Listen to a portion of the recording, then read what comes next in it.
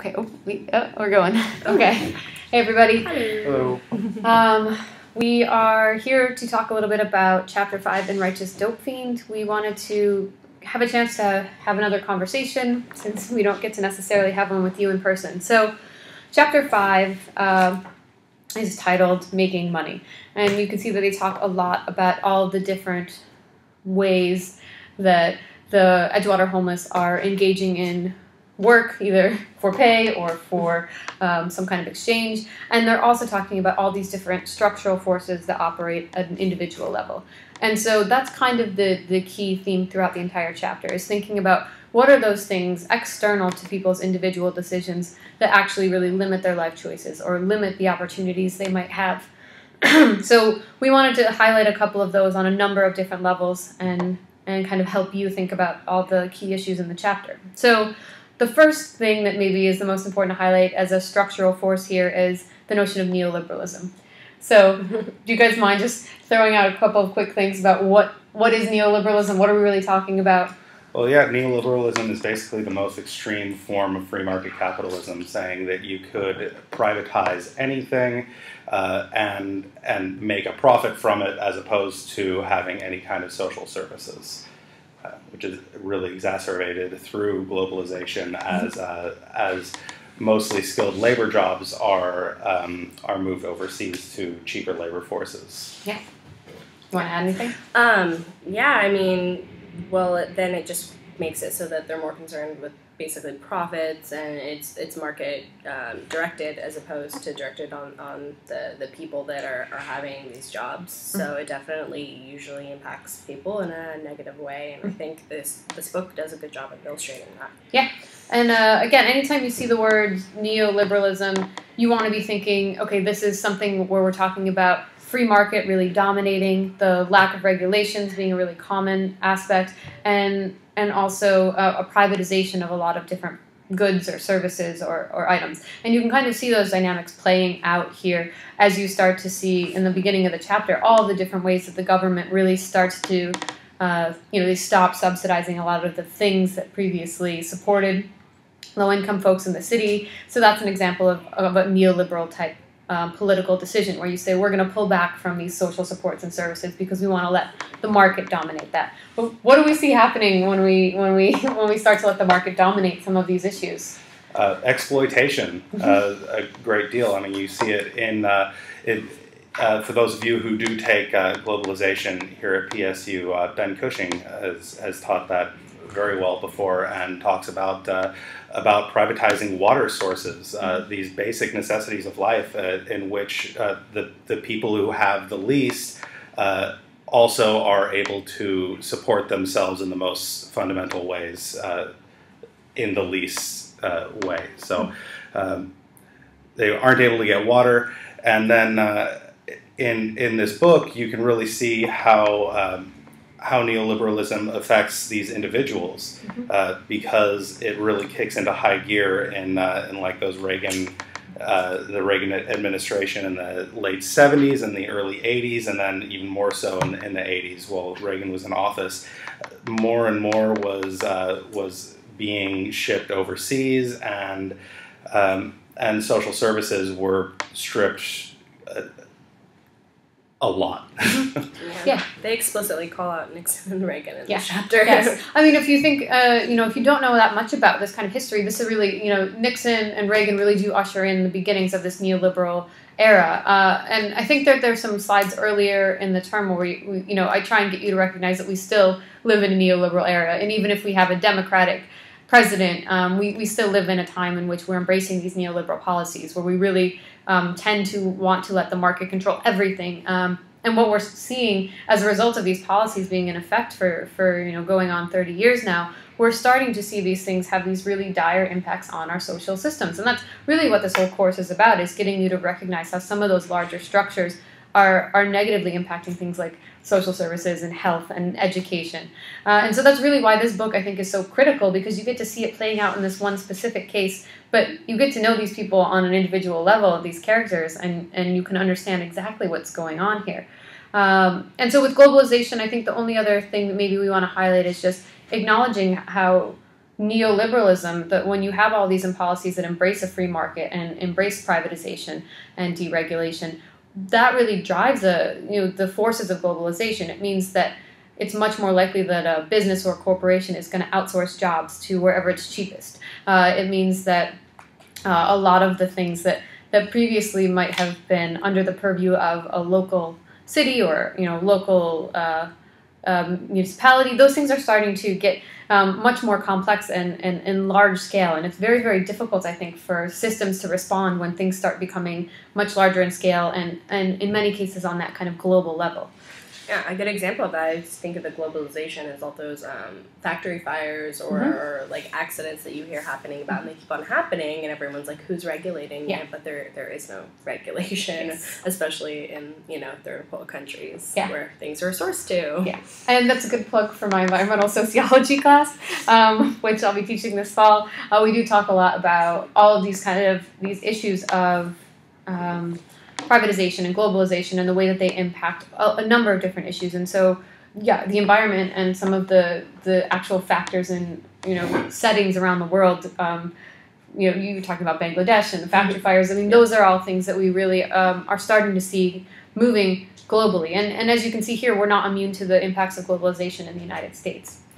I think the other thing we want to highlight is maybe take things down a notch and look at this at the city level in San Francisco and look at what are the things that make it such that San Francisco has one of the largest homeless populations in the U.S.? Yeah, well, they outline 3 major factors. So that would be high rents, high levels of income inequality, and low rental vacancy. So you guys may be familiar with that here in Portland because we definitely have all of those constraints here. We definitely have homeless populations mixed in with wealthy areas. I mean, if you don't know that, just go to downtown or to the any district in the downtown area, and you'll find homeless people next to $1,400 one-bedroom apartments. We do have a really, really large homeless population in Portland, and I think so many of these characteristics they highlight in San Francisco are also present here. Yeah, we do have a lot of subsidized low-income Section 8, all that stuff, and there's actually some pretty interesting placement of those buildings here in Portland. What we have that they don't have in this book is exactly that. That a lot of these individuals grew up in that area, and as the area became further and further impoverished and it was experiencing all this social decay, nobody really stepped in. No government agency stepped in when most of these individuals were at a point in their lives when they really could turn things around more easily, and they didn't catch a break. Yes, and I think that if we think about, they bring up the term gentrification here, and gentrification is really when you start to see areas that maybe were previously low income or oftentimes minority communities, you start to see them being really rapidly redeveloped, and that businesses and new housing will go in, and oftentimes it's much more expensive housing, and it pushes people who previously lived in that neighborhood out. We know that gentrification, it can be a good thing, right? Lots of people say, oh, it's great because it revitalizes the neighborhood, but it also has this consequence of pushing out all of those people who maybe we think of when we think of a city. If you want a diverse community or diverse population, you have to think about income as one of these critical factors. And so we are seeing some of those same dynamics here in Portland, where people who are, the least financially stable are being pushed to the outer parts of the city, so outside that urban growth boundary, outside of, 82nd. And so we are seeing a lot of these same dynamics here, and I think we can make those connections. Nathan loves habitus, so he wants to highlight a couple of different things about habitus that we think are important here, and we have just a couple of more thoughts after that. Well, thinking about the type of work that a lot of the characters in this book are getting into to make their money and to support their habits a lot of the time, a lot of what they're doing is shaped by socialization and by what they feel is even a possibility for them in their household. Now, this is often a result of just how they were raised and what their parents were able to do and what their parents were able to convey to them is a real possibility. So you see all these characters whose parents, or usually their fathers, were working in skilled labor, which was shipped overseas. Once those jobs disappeared, then these men typically had to settle for menial labor, and working as a janitor or cleaning up debris after a storm or something like that. It tells their kids that that's what's possible for them. So that's what results in these men doing the worst jobs there are. They're cleaning up chemical spills and things like that. That it really illustrates the Marx concept of the lumpen. These men are pretty much at the bottom of the totem pole. Yeah. And so I think that it's really important to think about, there's those individual level characteristics where people are learning things and they're not maybe thinking of themselves as being capable of being upwardly mobile or having some of these higher paying jobs that might be available. So you can already see how life chances or choices become limited because of this notion of habitus. But then when you combine that with these larger structural forces and you start to say, well, on top of the fact that people aren't really thinking that they have opportunities and that they're not skilled or qualified to do these other things, then you've got all these other factors that are really acting against people becoming upwardly mobile and not making these same choices. And the link I want to make is to that Western Embedded article that you're also reading for this week about incarceration and really the diminishment of the capacities of the African American community in the U.S. as we're seeing so many black men being imprisoned and jailed. And I think we have to take a step back and say, well, it's not just because we know that black men don't commit more crimes than white men. We know that black men are going to jail more often than white men for those same crimes. So we have to take a step back and say, what are the structural things that are going on here, and not make this an individual level issue and say, well, what are the connections to the war on drugs? What are the connections to people's limitations when we're talking about access to jobs and access to education? And again, link it back to some of these ideas of habitus. How are communities being diminished when you have a whole swath of the community being taken out routinely from that environment? So I think that that's a really key connection we want to make. And the last thing we want to highlight is there's a really great quote on page 165. I'm just going to read a little bit of it, and I'm going to just say the F word. So this is coming from Bruce, one of the folks who hired some of the Edgewater homeless. Quite abusive in doing so. Yes. So Bruce on page 165 says, he's referring to, he's kind of questioning why the researchers are actually doing the study. And he's thinking about the specific role of the Edgewater homeless. And he says, why should society help? It's their fucking problem. No one holds a fucking gun to their head and makes them shoot up. Who got them into drugs? All they got to do is look into the fucking mirror. So I think that we wanted to highlight this because it's such an important thing that you probably have felt as you're reading this kind of apprehension about why should we care about these people? Why should we do anything? If someone makes an individual choice to use drugs, why should we as a society respond or do anything? And I think we wanted to just make sure that we acknowledge that feeling exists, but also maybe remind you of why we're reading this book. So what do you think? You want to add anything? Or well, coming from a psychology standpoint as well, because I take a lot of psych classes, there was a shift from rehabilitative for people who had issues with drug dependency and alcohol dependency to punishment and incarceration around the same time.